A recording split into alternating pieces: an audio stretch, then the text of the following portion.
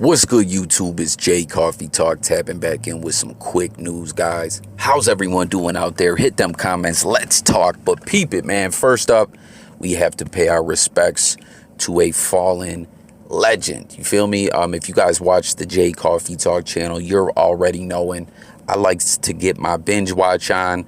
I like to watch a lot of, good TV shows, movies, and a legendary actor has passed away. Shout out to my moderator, Murder Man, you know what I mean, for putting me up on game. But actor Clarence Williams III has passed away at 81 years old. And you may remember this dude from a lot of different movies. The one that it feels like the media is pushing the hardest, as it was a very big one back in the day, was Mod Squad, which I actually think Mod Squad was a show, but they remade it into a movie starring Omar Epps in the early 2000s, I believe. Or shit, was it the late 90s? I don't know. Y'all hit the comments. But it was basically, three individuals who got in trouble with the law, you feel me? And they kind of turn informer, you know what I'm saying? And become undercover cops. And I remember back when the Omar Epps remake came out, a lot of people, from the older generation was like, God, man, they messed up a classic.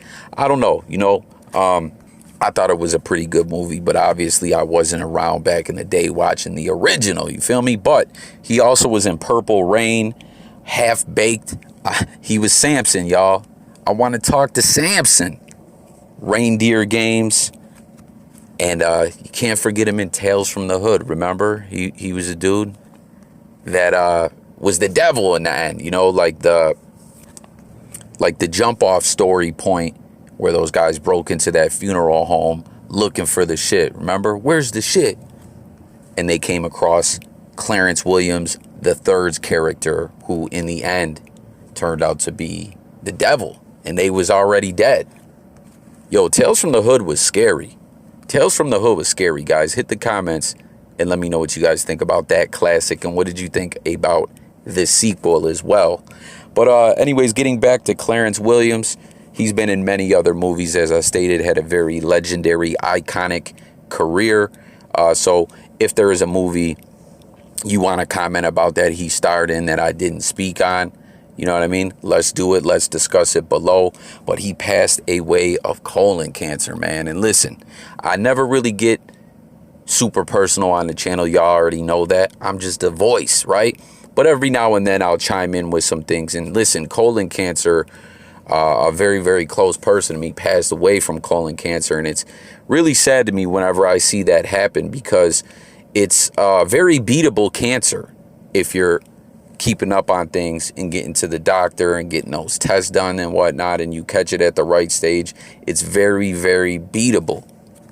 So, always remember at certain milestones in your life, when you're this age, you're supposed to get this test and get this test at this age.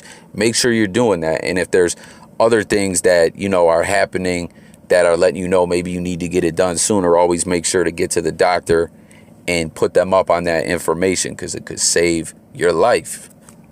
Real talk. So rest in peace to this legend. And moving along, we got to talk about Rkelly, y'all.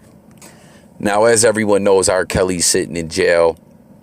Federal cases, state cases, it's all bad. Every time I bring up Rkelly, we do an update. I always put it out there. Rkelly is going to die in prison. A lot of people get mad at me, but it's a fact. He's not getting out. It's a wrap. His attorneys have done everything with all the different motions. As we know, with the health crisis, there was a lot of people coming home early or getting out on temporary releases, all kinds of stuff. Lawyers were able to finesse with different motions based on the health crisis. But when it came to Rkelly, they were like, yo, he ain't going nowhere. And now, as his trial is due to start in August, which I believe is the federal trial. I don't know. He's got so many cases, it's hard to keep up on.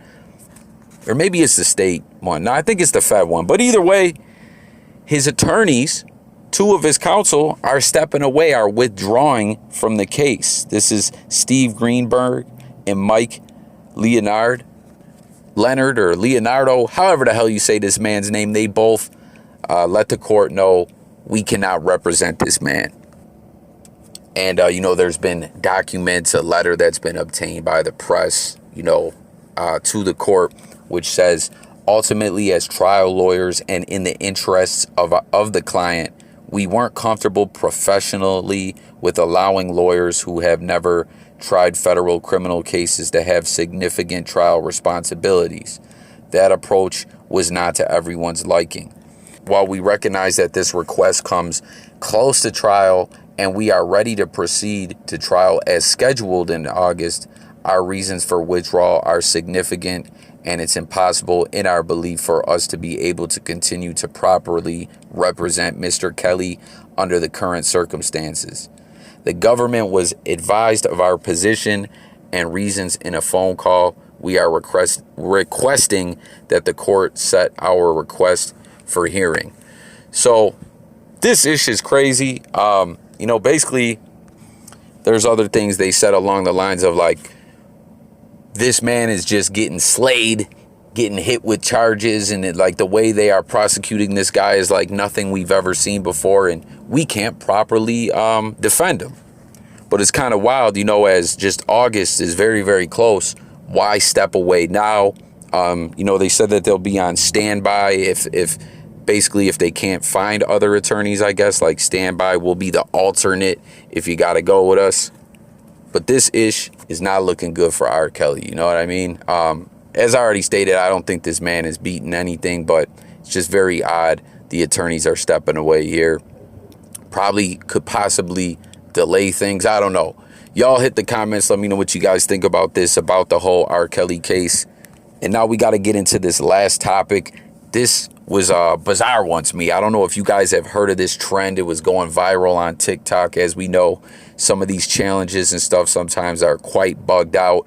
This one is called dry scooping. And this girl that you see, a TikTok content creator, Britney Portillo, 20 years old, who is also a stripper, had a heart attack reportedly doing this dry scooping. And I've never heard of this, but it's bugged out to me.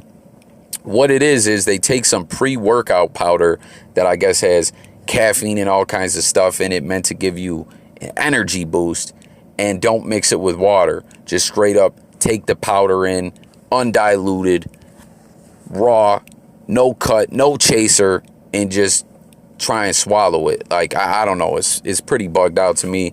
It's being compared to the cinnamon challenge, the way you're just kind of trying to swallow this powder. It's strange. I don't understand why the things that go viral do.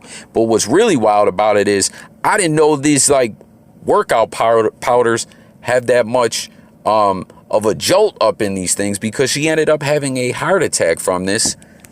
And when EMTs and stuff showed up, reportedly, they weren't really sure if she was having a heart attack. They thought that she was having some kind of panic attack, bugging out, maybe you're nervous about the fact that you got to go strip in front of people. And she was like, nah, I does this. I'm a stripper. Keeping it funky. What do you guys think? Comment and let me know if you think I'm right. They were probably like, oh, this damn stripper chick who's been up all night doing cocaine or some other kind of uppers or molly. She's just tweaking.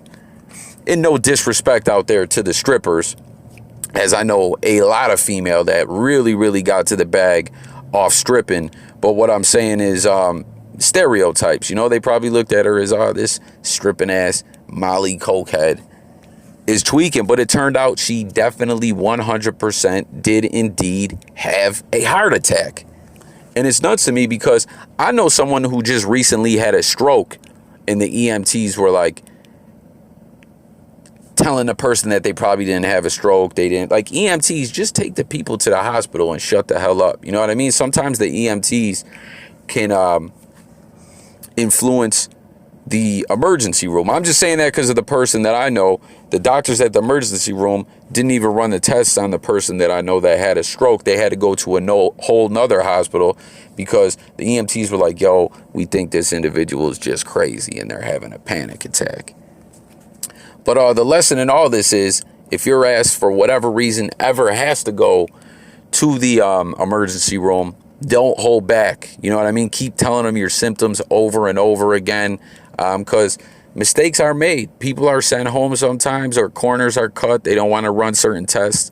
And, you know, the real problem, they don't get to it. And heart attacks, strokes, you could die. But this was just absolutely mind-boggling to me, this whole trend. You know, now they're saying people don't do the dry scooping. Look what happened to Britney. This could happen to you, and your ass could die. Who remembers some years back when there was that one, I don't know if it's Excedrin, one of those aspirins out there have caffeine in it, and there was some people having a panic attacks off those. Like having a full-blown anxiety attack, panic attack is no good, man. You know what I mean? And then nowadays, a lot of cats abuse Xanax so much if they needed it just to calm themselves down, it wouldn't work. But I mean, this trend, swallowing this workout powder, like I said, I didn't know it has this much caffeine in it, but anything like that that's an upper or whatever, don't play around with that shit. Like, I don't even know how it can be enjoyable. Like, when I hear a lot of the youth, like, smoking Juuls and e-cigs, taking big-ass hits and holding it in like they're smoking a blunt to get a nicotine high, like, come on, it's not a good high. What do you want to have, a heart attack, an anxiety attack? That's fun to you? Like, come on, y'all. Stop it. But nonetheless, y'all, tap in, comment, let me know what you think about this story, if you heard of this story, as well as the other ones we covered. This was just a quick update. Wanted to tap in on a couple topics with y'all. It's Jay Coffee Talk. I appreciate you guys watching. Sub to the channel. We talk music, news, sports, and more every day. And I'm out of here, y'all. Peace.